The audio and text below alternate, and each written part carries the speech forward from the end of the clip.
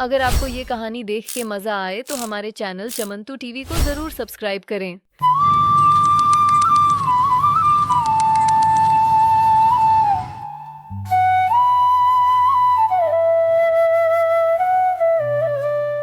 गगाड़ी पर्वत के पास एक छोटे से गांव में सुखवीर नाम का एक मजदूर अपनी पत्नी सुनीता और बेटा सोहन के साथ एक टूटी फूटी झोपड़ी में रहता था। सुखवीर एक साधारण मजदूर है। उसका घर बहुत पुराना और टूटी हुई छत वाला है। उसकी पत्नी सुनीता चूल्हे पर रोटी बना रही है। बेटा सोहन कोने में बैठा खेल रहा है। सुखवीर, तुम तो जानते ही हो बरसात शुरू हो गई है। पिछली बार कितनी मुश्किल से दिन काटे थे। अब छत की हालत और खराब हो चुकी है। अगर इस बार भी कोई इंतजाम नहीं किया तो बारिश का सारा पानी घर के अंदर आएगा। तुम सही कहती हो सुनीता। पिछली बार की बरसात ने तो हमें बहुत परेशान किया था। इस बार कैसे भी करके हमें छत की मरम्मत तो करवानी ही होगी, नहीं तो पिछली साल की तरह हमारे इस छोटे से घर में भी पानी बिल्कुल भर जाएगा। सुखवीर, लेकिन पैसों का इंतजाम कैसे होगा? अभी हमारे घर की हालत इतनी खराब है कि अगर तुम एक दिन भी काम करने ना जाओ तो हमारे खाने के भी लाले लग जाएंगे। मैं मालिक के पास जाऊंगा। उन्होंने हमेशा हमारी मदद की है। शायद वो इस बार भी हमारी कुछ सहायता कर दे। सुनीता उम्मीद से उसे देखती है। सुखवीर घर से निकलता है।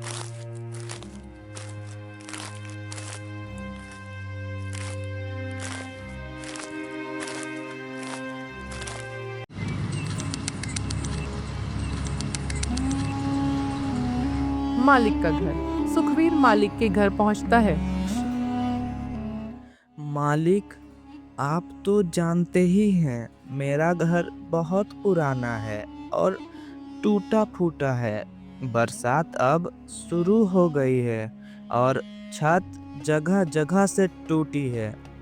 पिछली बार तो मैंने पड़ोसी को सामान रखने को दिया था, लेकिन इस बार तो वे लोग भी मना कर दिए। अगर इस बार छत की मरम्मत नहीं हुई तो हमारा सारा सामान खराब हो जाएगा। कृपया मुझे थोड़े पैसे आप उधार दे दीजिए, जो आप अगले महीने की तनख्वाह से काट लीजिएगा मालिक। सुखवीर, तुम तो जानते ही हो कि मैंने तुम्हारी हमेशा मदद की है, लेकिन तुम जानते हो हमारी फैक्ट्री भी अभी घाटे में चल रही है। मुझे यह फैक्ट्री अब बंद करनी पड़ रही है, तो शायद मैं तुम्हारी इस बार की मदद नहीं कर पाऊँगा और शायद ये भी हो सकता है कि तुम्हें अब कोई नया काम ढूंढने की भी आवश्यकता हो सकती है। अगर तुम्हें अपना परिवार का पेट भरना है तो तुम्हें अब नया काम ढूंढने की बिल्कुल ज़रूरत है। मालिक, ये अब क्या बोल रहे हैं? मैं ऐसे वक्त में मुझे काम कहाँ मिलेगा? आप मजाक कर रहे हैं क्या मालिक? मेरे घर की इतनी खराब परिस्थिति में नहीं मालिक, आप ऐसा नहीं कर सकते हो मेरे साथ। सुखवीर, मुझे पता है तुम्हारे लिए यह समय बहुत कठिन है, लेकिन तुम भी समझो भाई, मेरा भी परिवार है। अब मुझे भी दूसरा काम देखना होगा, क्योंकि मुझे भी अपने परिवार को पालना पोसना होता है। प्यारे बच्चों, अगर आपको ये कहानी देख के मजा आए तो हमारे चैनल चमंतु टीवी को जरूर सब्सक्राइब करें। ठीक है मालिक, अब मैं अपने लिए दूसरा काम ढूंढने का प्रयास करता हूँ। सुखवीर निराश होकर लौट जाता है।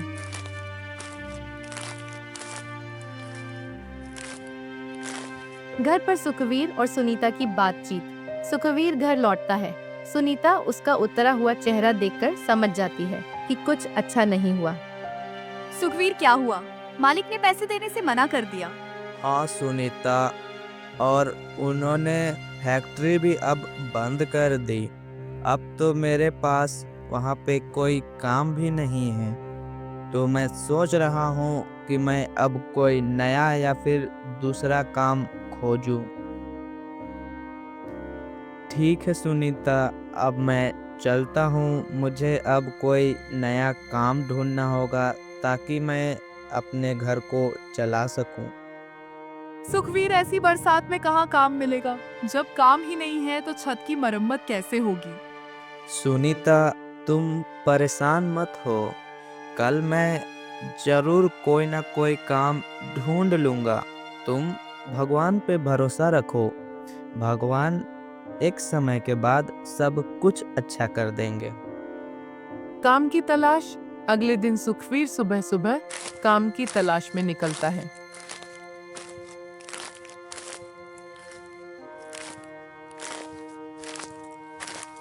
वह कई जगह जाता है, लेकिन हर जगह उसे निराशा मिलती है।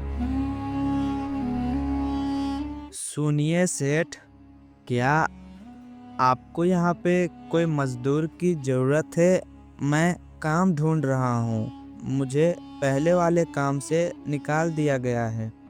तो क्या आप मुझे यहाँ पे कोई काम दोगे? मैं कोई भी काम कर सकता हूँ। हमारे लिए काम के लिए मेहनत और भरोसेमंद लोग चाहिए।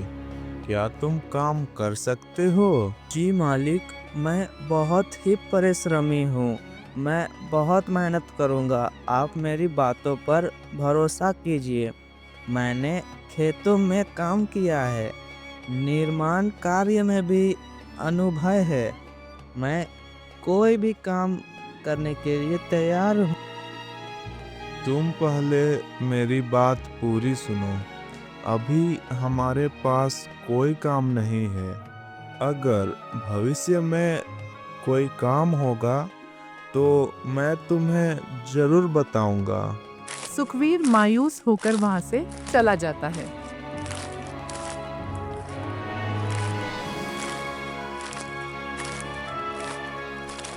की दुकान पर चर्चा।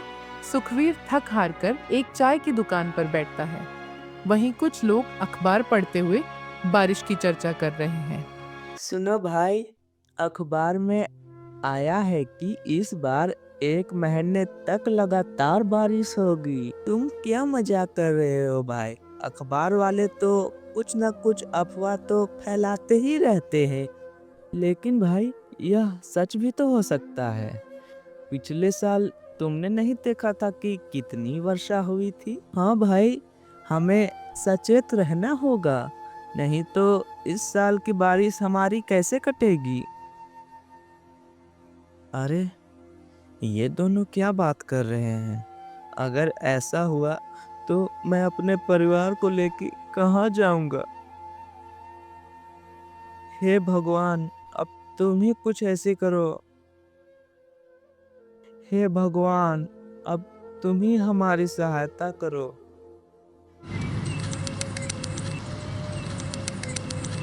सुखवीर उनकी बातें सुनता है और चुपचाप वहां से उठकर चला जाता है।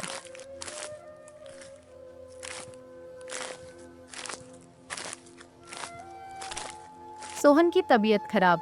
सुखवीर घर लौटता है और देखता है कि सोहन बीमार है। सुनीता उसे लेकर चिंतित है। सुखवीर, सोहन का बुखार बढ़ता जा रहा है, तुम कुछ क्यों नहीं करते? सुनीता, मैं भी परेशान हूँ, लेकिन मेरे पास तो एक भी रुपया नहीं है।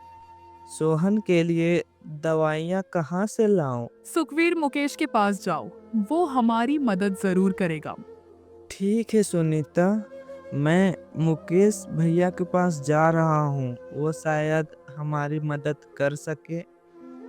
मुकेश का घर। सुखवीर मुकेश के घर जाकर मदद मांगता है।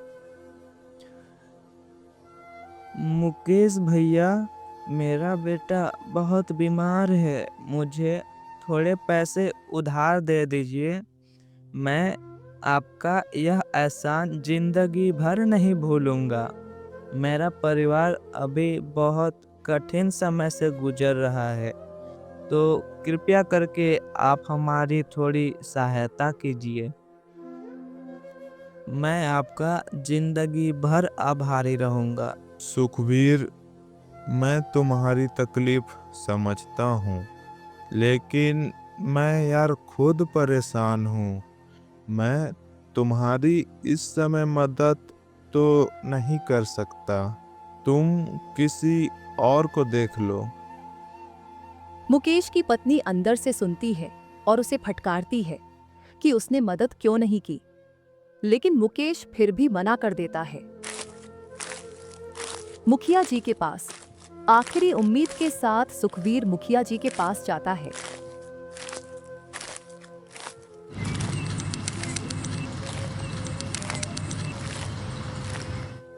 मुखिया जी, मेरा बेटा बीमार है। मुझे थोड़ी पैसों की उधार दे दीजिए।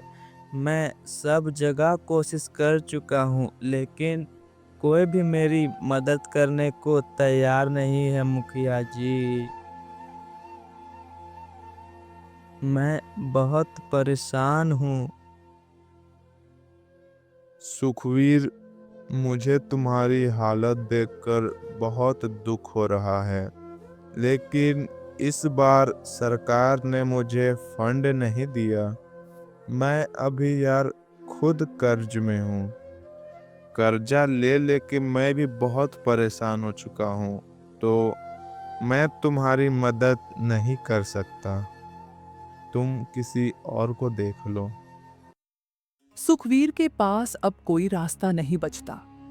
वह टूटे मन से घर लौटता है, दुख और उम्मीद।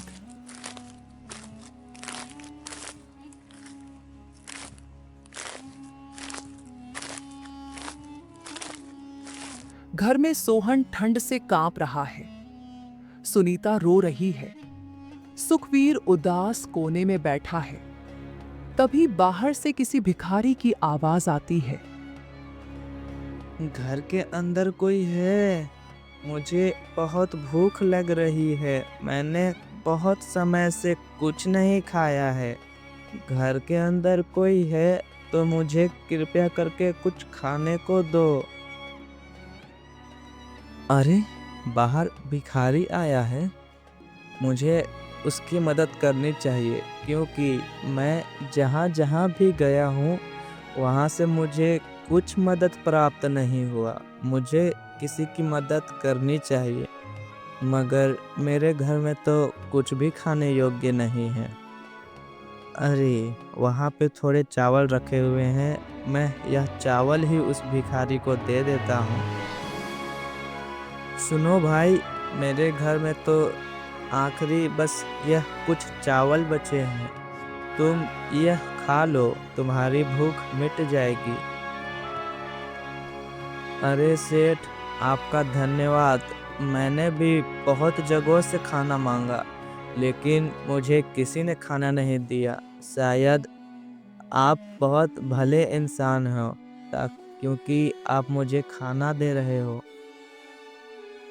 हाँ भाई, मैं भी आज उसी स्थिति में हूँ। शायद भगवान ने मुझे यह सिखाने के लिए कठिन समय दिया है कि हमें भी दूसरों की मदद करनी चाहिए। भगवान भी उसी की मदद करता है जो लोग दूसरों की ज़रूरत समय पे मदद करते हैं। तो भाई लोग, मेरा नाम मनीष कुमार है, इस चैनल का ओनर। तो यह कहानी का यह शिक्षा होता है कि गरीब और संघर्ष हमें कई कठिन सबक सिखाते हैं, लेकिन हमें हर परिस्थिति में हिम्मत नहीं हारनी चाहिए। तो अब अगर आपको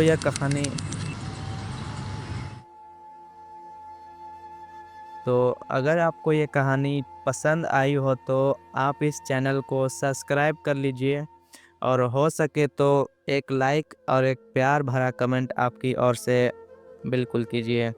तो मिलते हैं आपको किसी और नई कहानी से। तब तक के लिए आप हमारी दूसरी कहानियों को देखें।